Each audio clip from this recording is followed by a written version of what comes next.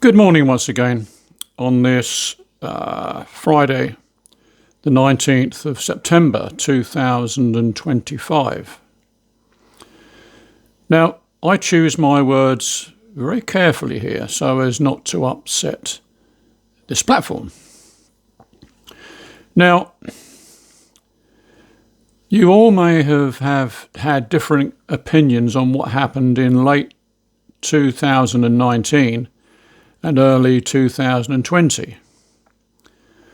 I'm not about to challenge them here, but I will offer a possible explanation as to why we find ourselves where we are today and the immediate, if not long-term future regarding medical intervention and the rising excesses of people passing.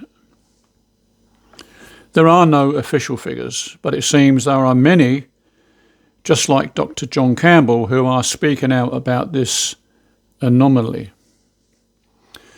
Now, during my long time as a working builder, I once worked for an elderly lady in her 80s, and we regularly chatted over a cup of tea about many different subjects. And as a younger woman, she worked as a nursing sister in a sanatorium for TB patients. And we are told today that tuberculosis killed millions of people.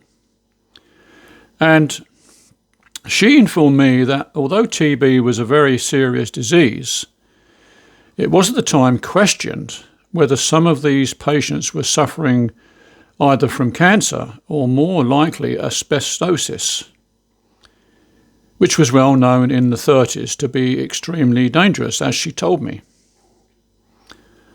Now let's go back a little and find out what an extremely dangerous substance was finally banned in 1999.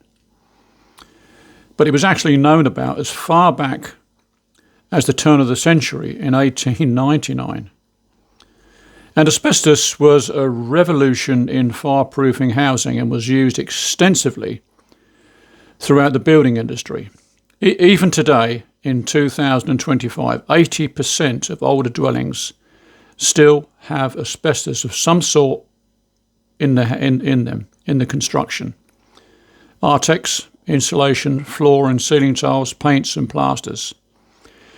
It is now seemed sensible to let sleeping dogs lie and leave alone, rather than disturbing a potential killer. Can you imagine, over those years, the investment in asbestos?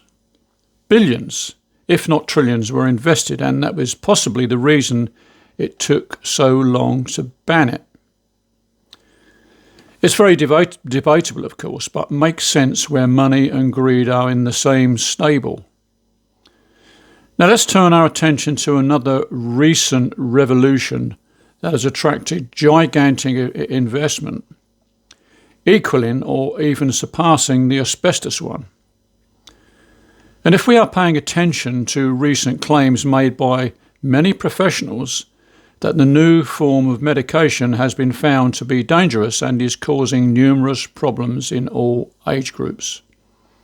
And it's far, far from the promise of safe and effective. My point is this.